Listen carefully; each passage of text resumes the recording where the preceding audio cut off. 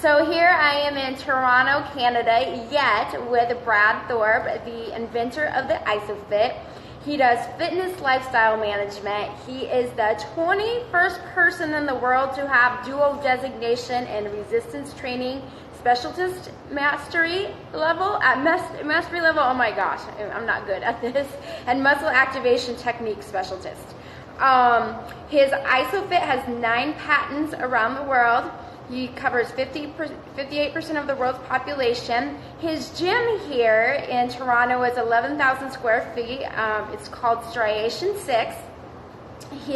Some of his clients include the U.S. military, U.S. and European soccer teams and clubs, the NLB, the NFL, the UFC, NHL. He's in 7 countries, 80 locations. His Isophit machine is used by the top-rated defensive football player in high school. And I think we can get started from there. So tell people exactly what the Isophit is. Well, the Isophit really at the end of the day is the world's first full-body isometric training apparatus. So it's designed to restrain all human joint motion for individuals that want to look, feel, and or function better.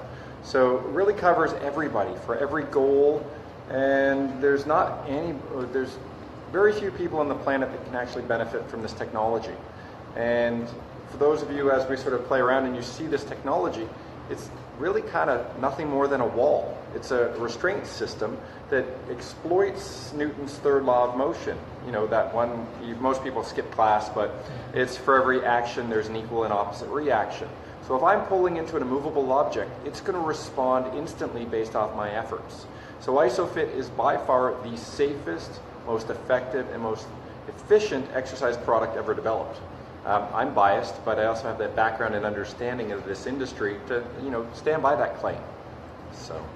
Okay, so I know not everyone is personal trainers. They're like maybe wanting to get healthy and fit. They might not know the difference between isometric and isokinetic. Do you want to explain to them the difference?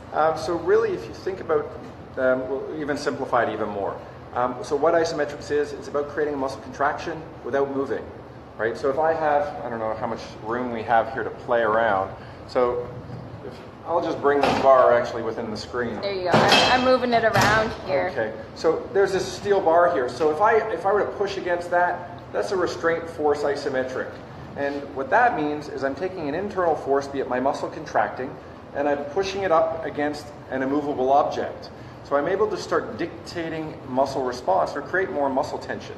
So that will allow me to really kind of, get stronger in a more efficient time manner. It's going to allow me to burn fat in a given area. So phrased another way, it allows me to spot reduce fat, which is unbelievably awesome because historically people would talk about that and then they would sort of say that's BS. Mm-hmm. But it's true when you start looking at the science behind it.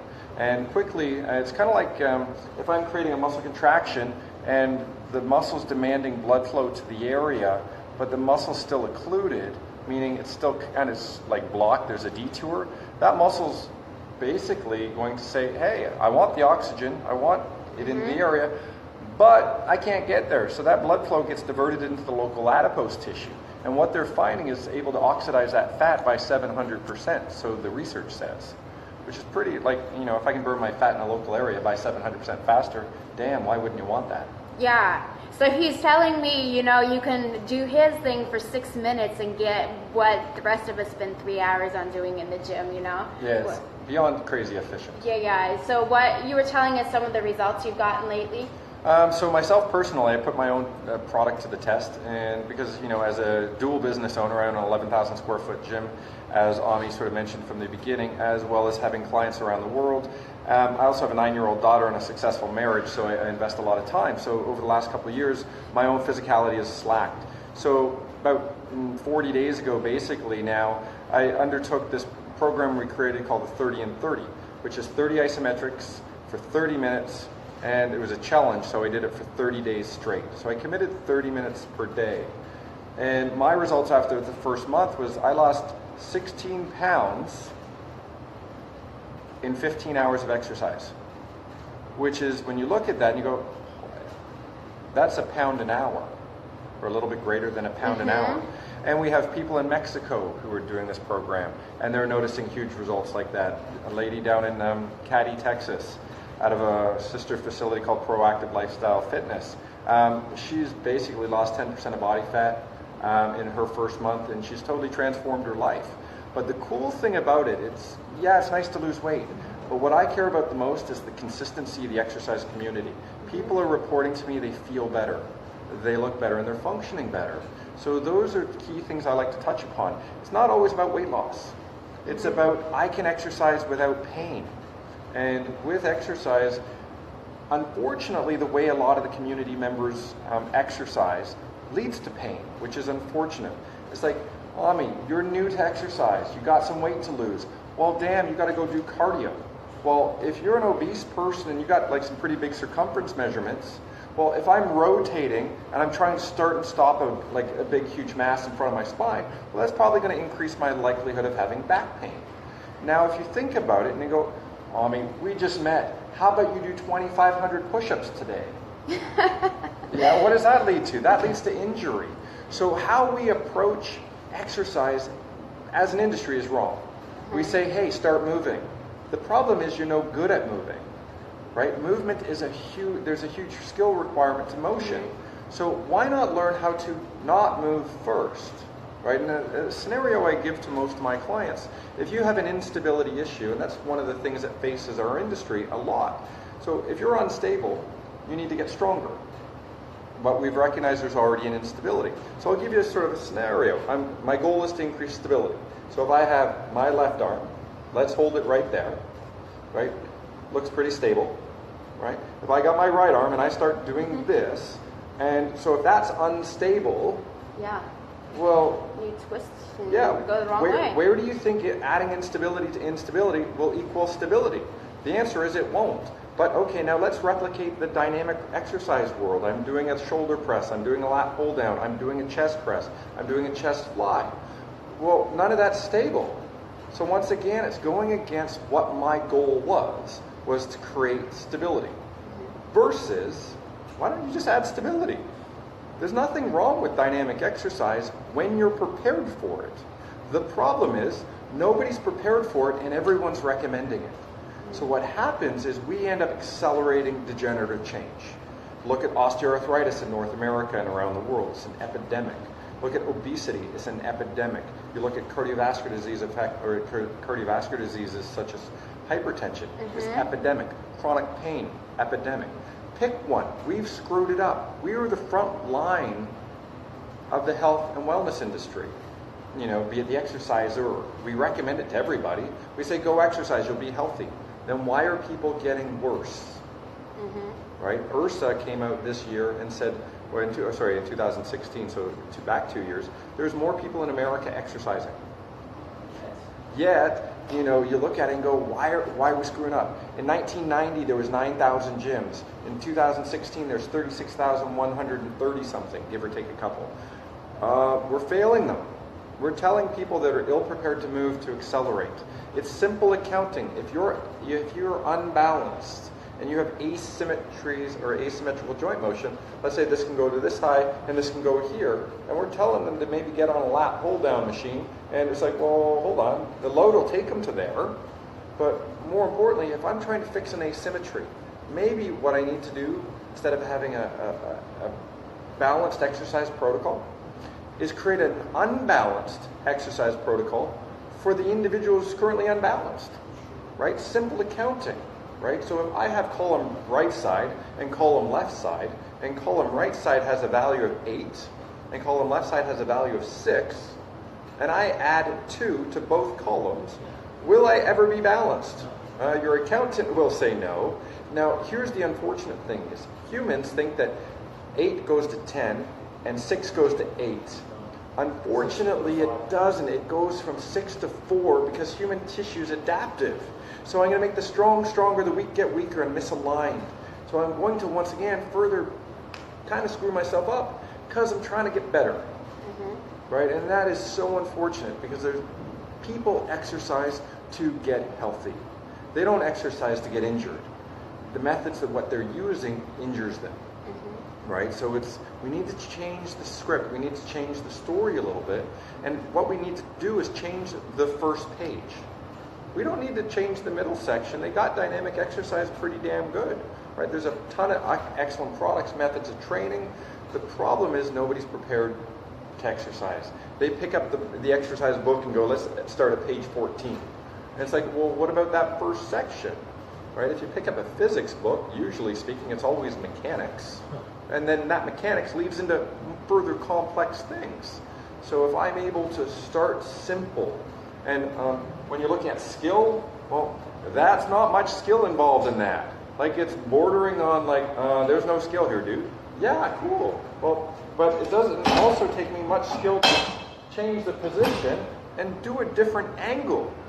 Now, historically, what you will hear when people talk about isometric exercise, wow, yeah, it's the fastest, safest way to develop muscular strength. Awesome, stay there, people. Don't throw in the caveat what they always do. Yeah, but it's only good for a specific joint angle. And then they go, oh yeah, but somebody told me it's good for plus or minus 15 degrees. Well shit, if I can cover 30 degrees in one exercise, that's pretty damn efficient, so we will mock them for a second. But that also means in 6 exercises, I can get really, really, really, really good at 180 degrees of motion, which is further than most people have, but safer, more effective. So if we go back to how they start, it's the fastest and safest way to develop muscular strength. Well, why wouldn't you want that? Why would you want to stay there? Versus guess, hope, and pray, and that's 3 words I use to describe dynamic exercise, right? So right now, Ami's kind of in screen. I want her to stay here. Watch what happens when I do dynamic exercise. Are you prepared to fly across the street?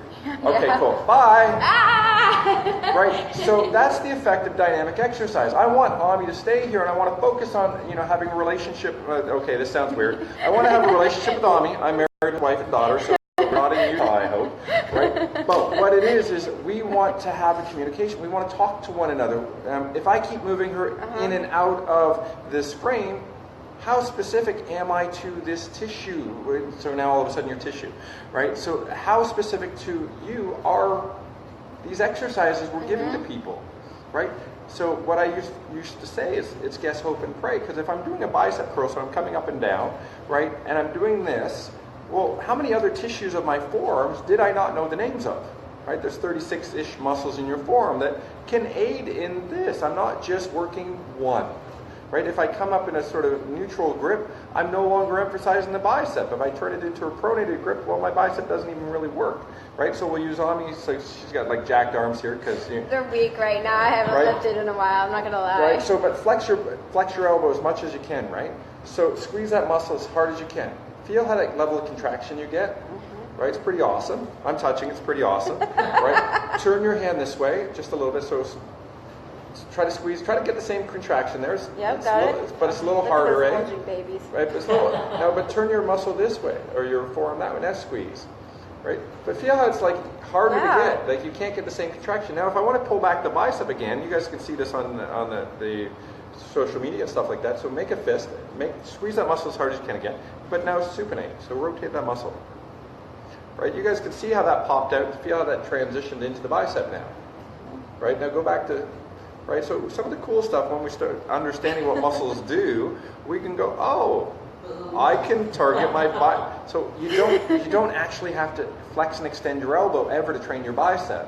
What you have to do is pronate and supinate your wrist, right? And because like I got a big fat muscle belly, like you can see that just change, right, just from there. I also got like a 4-inch tendon, which is crazy. But my mom smoked as like I was in vitro, so if you got kids and stuff, or you're pregnant, don't smoke, because they end up with narrow shoulders and short arms. So thanks, Mom. Right, so there's all these things when we're approaching exercise. We got to make better choices. So. I mean, it's interesting because, in a pound there's 3,500 calories, so essentially that's running 35 miles to take that off. So to be able to do this in an hour is great because they say, I think it's something like 20% of people that do relentless cardio to lose weight will end up putting that weight more back on within a year or two. Yeah. So, well, yeah. Well, part of the issue, I mean, do you mind if I swear on your show? Right, so one of the things, if you think about it, most people who don't like exercise think exercise is a fucking prison sentence. right? You got to go exercise. I don't want to exercise. I hate it. There's a reason I look and feel and function the way I do. I absolutely hate it. So we failed them. We said, hey, person that looks like X, you got to move. You got to do this. Versus, hey, like if we get rid of the Isophit, right? Not everyone's going to be able to afford it. If we sort of zoom over here, I'll show you some exercises that you guys can do at home that proves the concept. So just over here. Okay. I'm trying to just tilt this down so we maybe if I move. Or if you just zoom it back and actually rotate towards. Do you think it because I just don't want it to tip over? Here. Is this? Oh, here. This is gonna work. This is gonna work. Okay, good. Right. So what I'm going to do is actually we're going to zoom just over here so I can use a wall because Isophit, not everyone has one. But if you understand the concept, you can do isometric exercises. So you're going to do it on anywhere, the wall. Over right? here on the wall. Right. So here's a beautiful machine you should buy. Right. Oh, there we go. Here, yep. You should buy that. Over here we have a wall that's very accessible to everybody. If you don't have a wall, there's one outside somewhere. Find in a house. Right? So it's a great homeless program if you want. Right? So we can help fix homeless people. Right? So if I want to work my hips, all I have to do is pull into that wall and just generate some force. If it's drywall, make sure you use something a little bit more solid so you don't put your foot through the wall. Don't use glass and or mirror. That's also problematic. Right? You can obviously figure that one out for yourself. But let's say I want to work my triceps. I just have to stand here and press my arms back. That's it. Nothing more, nothing less. Feel how you feel that in your arms? Right? So remember that force matching technology we talked about, otherwise known as Newton's third law of motion? Ami can generate 5 pounds of force. She can generate as much as she can. So she's in shape, she's fit. Just work harder. Right? Let's say you want to do your core up against the wall. Right? I got a timer. Here, I'll just take that off for a second. So all I have to do is stand and rotate. If I wanted a different angle, just change my body position. And you'll find it just circulates around your trunk. For the office worker who's got back pain, try this. Like go into that wall sit that everyone hates, but don't really focus on the legs. You can do it with your legs straight, don't really care. If your knees bend beyond 0, just be cautious not to lock your knees out. But if your legs stop at 0 degrees of extension, that's fine. From here, just sit up nice and tall. Right? And feel how you feel that in your back? Right? So basically she's taking her sternum and she's trying to raise that up. Right, using the wall or the back of your chair as a resistance source. So you can do all kinds of really cool stuff, right? And then, from Isophit, if we sort of come back over here, you can do everything. Like from deadlifts to leg press to, seated rows to all your ab and adductor exercises to split lunges. Every position humans have, we can restrain on this. How many exercises did you say this has? Billions. Like if you can, 1,000. yeah. So comfortably, let's go 1,000,000 exercises. I'm not going to count them. If somebody wants to challenge that claim, let me know. You can buy a machine, and once you're dead, you will run out of time to figure out how many exercises you can do. Right? But quickly. So if I'm standing here, so let's say I'm a runner, and that just went dead. Oh. Let's see. Broadcast failed. Okay. That's all right. I still run it on that. I will repost it later. Yeah. Okay. Cool. That's all right. So if we sort of zoom that back in, just because that camera is a little bit further away. Zoom it in. Okay. A little bit more. Perfect. So if I'm like here bringing that leg in, so all of a sudden that's good for my quadriceps. I'm a runner, right? Then I go, oh my God, I can do a deadlift. I'm a person learning how to do a dynamic push-up, but I don't want to handle my own load, right? I want to do a squat, right? So a plie type squat. Could I do a bench press on this? Absolutely. So just come underneath. Now, of course, it's in an isometric format, so the bar is not going to move. But for that sticking point for those power lifters, this is ideal. And it's like, okay, I'm doing bench press. Could I do my abdominals? Well, yeah. Like you can see these sort of holsters right here, they spin around and they actually change other locations. So if I'm a golfer, I want to have this leg drive out, that leg drive in. Right? This is a unique sort of thing to Isophit because you can't do that on any other gym machine. Right? So I can do all kinds of really, really, really cool stuff. And it's like, could I do my core? All right, that just changes. Remember that whole, it's only good for a specific joint angle? If you look at the design, if you remember back to math class, that's a protractor, which covers joint angles and range of motion. I tend to be a little bit of an arrogant guy sometimes, a little cocky sometimes, because this machine is so awesome that I can restrain all human joint motion. How do I know that? I can do this for my abs. If I change this, it's a different position. Look at the transition time it took. It didn't take much time. If I want to work this back quarter over here, I got to turn this way. And people are out there doing all this crap that is high risk for their spine. Why hurt yourself when your goal is better health and better performance? Right? I want to do deltoids. Boom. That's it. I want to do lat. Well, that wasn't so hard. Right? Oh, bicep. I can sit here and do bicep. I think. Oh, there we go. There you go. I think I was just trying to hook the Facebook one back up on here. Right. Yeah. So it's like limitless. The best glute exercise on the planet. Right? We tried this earlier with you. It's like if you go straight back, people have sold you that your glute is a hip extensor. That's BS. It does hip extend, but your glute, it goes this way.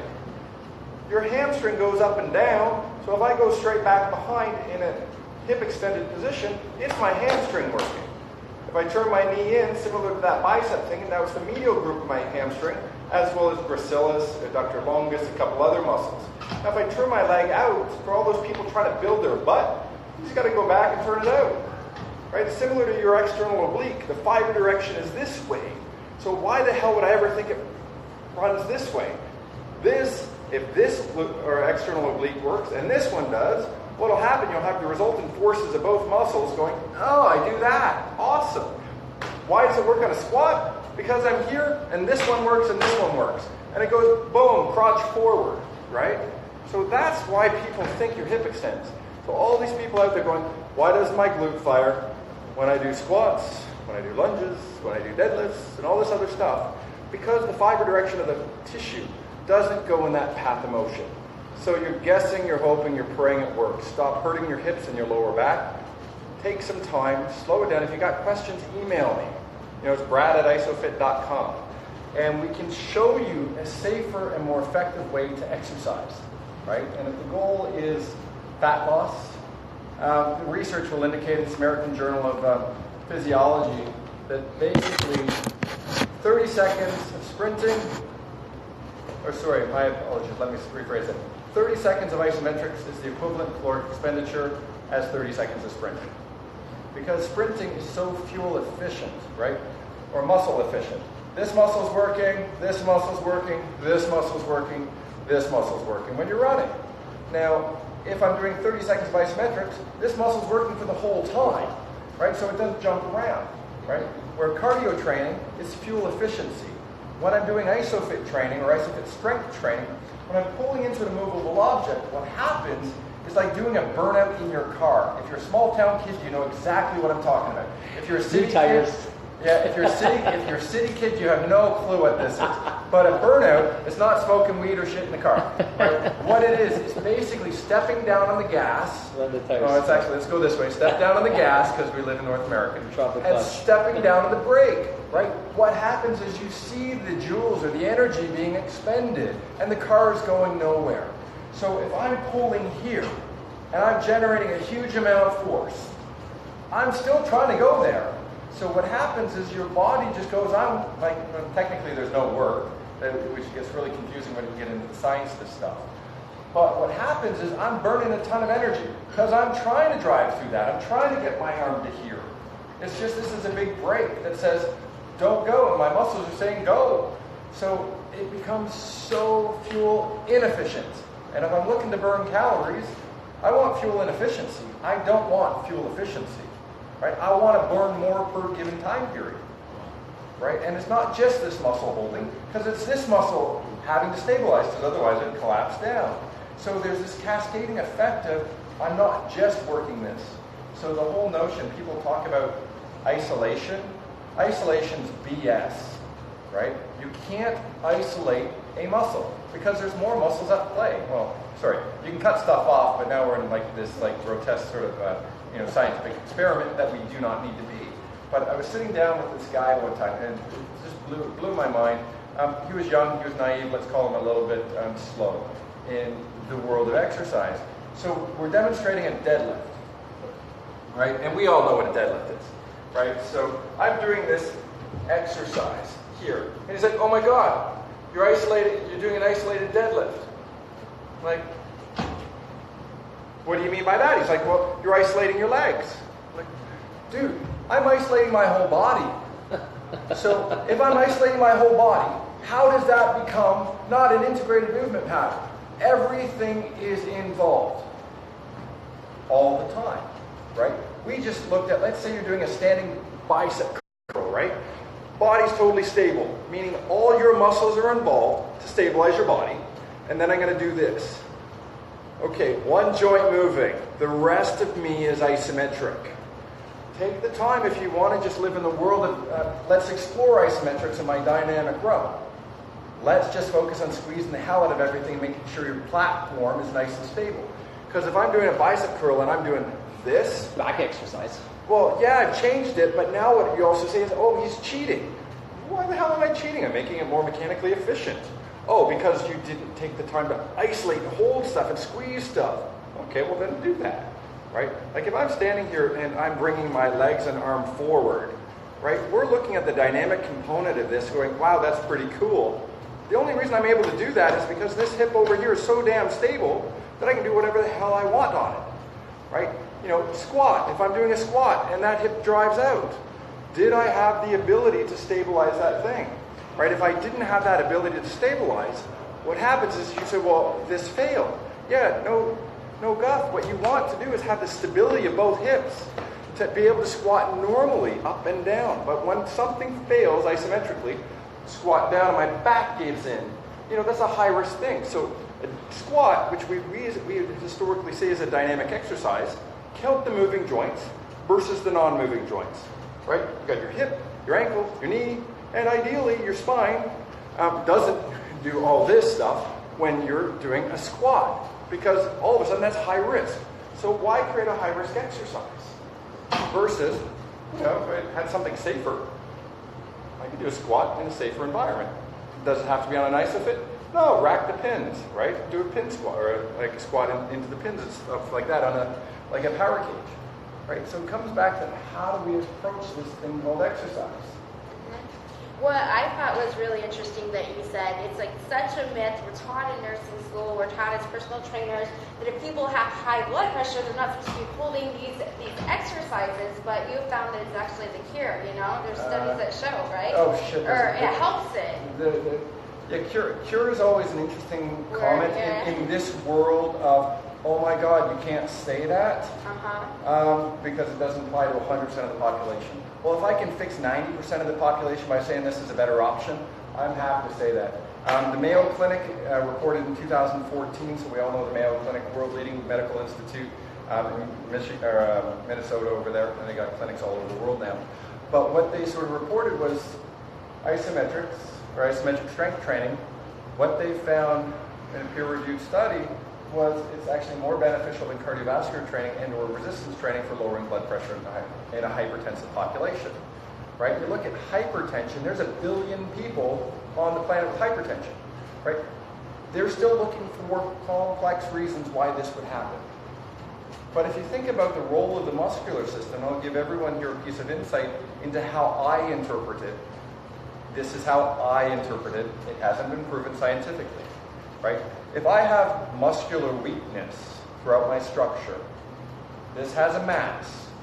If I have a mass here and I have laxity, what's going to happen is that mass is going to cause distraction of the joint, right? We all get that. We can look at it 100% of the time. It's 100% predictable, right? So it's a 100% predictable model, which I'm going to tell you.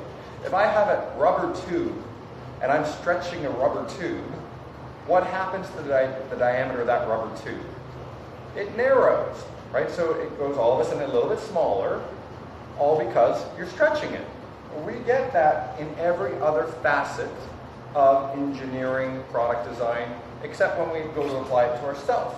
Right? If I have a better muscle contraction, well, that's going to now take the artery off stretch. So what you're going to see is there's an instant, so I said instant, increase in diameter, And with the wall of the structure, what happens, it goes from a thin wall, which is stretched, to once I take it off stretch, the wall thickens. Now, one of the other reasons that isometrics works really well is the fact that we tend to never discuss the venous return, or the venous side of the circulatory equation. Like, you obviously got your heart, really important. People are now living without them. That's how important it is, right? You just need a pump on the side, so meaning, oh, your heart is literally just a pump. Okay, cool, which is kind of awesome. Medical technology is at that stage. But we tend to focus on stroke volume, blood pressure, right? All the ejection stuff in the atrial side of the equation. The problem with the atrial side, it only houses 35% of the blood volume. So if I'm perfect, that means 35% of this equation has to work properly. If I want better venous return, to take stress off this bad boy, maybe I should start focusing on the 65% of the equation. How does the blood get back, right? If you're going to throw in pressure gradient and diaphragm and a couple other different sort of functional things, it's about 99.2% controlled by a muscle function, is the venous return side. Now, it's like, oh, so if I can fix the 99.2%, why the hell wouldn't it, right? If I can get these muscles I don't know the names of better functioning, I can all of a sudden return blood flow back. There's less stress on the given thing. And go, what else is the benefit of that? Well, if I don't have blood pressure issues, maybe what they're looking at now is blood pressure related instances are associated with Alzheimer's, different brain disorders, right? Because blood flow is required for everything, whether it's the removal of metabolites or whether it's getting fresh oxygenated blood to tissues, right? If I'm sitting there chronically loosening stuff, right? Like your underwear band. If I have my underwear band, hopefully I'm wearing some today, right? Good, I got some on, right? So if I take this, and we all know, there's my underwear, right? So it's stretchy. If I keep pulling on that stretchy stuff, it's going to loosen it. But worse off, it's not that it's not going to loosen. It's going to break down. It's not going to have, the cool part about elasticity in human structure is not the fact that it stretches. It's the fact that it restores. Right? So if I let it go, right, this is a 100% predictable model. Do you feel safe here outside? You're standing beside a weird guy slapping his underwear. Right? You are never going to get hit by this. There's not a chance in hell Ami is ever going to get hit. I'm going to end up with a big, huge welt here, so I'm going to stop. Right? But what will happen is if I keep pulling on that, it's going to break down. So some of the things we look at when I keep doing chronic stretching, what am I doing to the artery?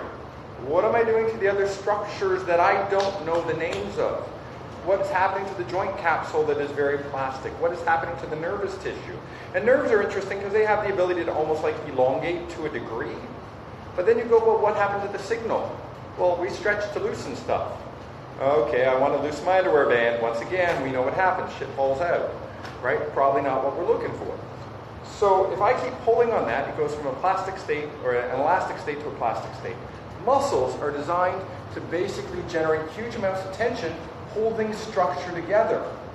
So if I'm loosening the structure, what is the ramification or outcome?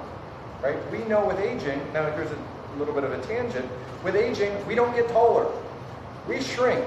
So we have a beautiful fitted outfit called our skin and our muscles, and then we age and the shit just gets wrinkly. The reason it gets wrinkly is because stuff starts going away. We start shrinking, right? We lose intervertebral disc height due to dehydration and other methods and stuff we need to focus on. So there's little things. Sorry, I had to kick my business partner out so we can continue the interview. Right? But these things like aging, bone development, right? We forget that muscles pull on bone. The tendon forms the periosteum, right? It's the outermost layer of the bone. So if I'm generating huge amounts of force with Isophit and or other methods of isometric products, biodensity, great company, doing great things in the osteogenic world. But their machines are really crazy expensive. Mine's not. Buy 5 machines, my machine's basically for the cost of theirs. But what they found, so osteogenics, or biodensity, sorry, they found that 1 minute a week of maximum compressive loading was enough to increase bone density by 14% per year. So I can maximally compress a joint really damn easy by pulling it into something that doesn't move. If it moves, I can never have maximum compressive loading. You lose the opportunity to develop bone at the rate it can develop by movement-based exercise. So it's kind of like, oh, mind-blowing type thing, right? It's like, holy shit, so we can help with blood pressure. We can help build bone. We can help build muscle strength. We already talked about spot reduction of fat. Well, guess what? It also, there's an analgesic effect to pain. Isometrics is scientifically proven to help reduce pain. And they don't know why, so I'm not going to sit here and pretend that I don't. There's some things.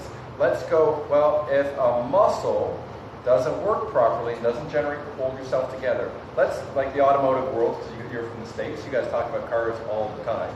A lot of people will say, well, cars aren't adapted like us, and, well, guess what? Cars don't break down like us either, right? So if I can generate more force to hold my structure better together, think about how efficient my circulatory system is. Think about the efficiency of my nervous system. Think about how my organs might actually be held in space where they're supposed to.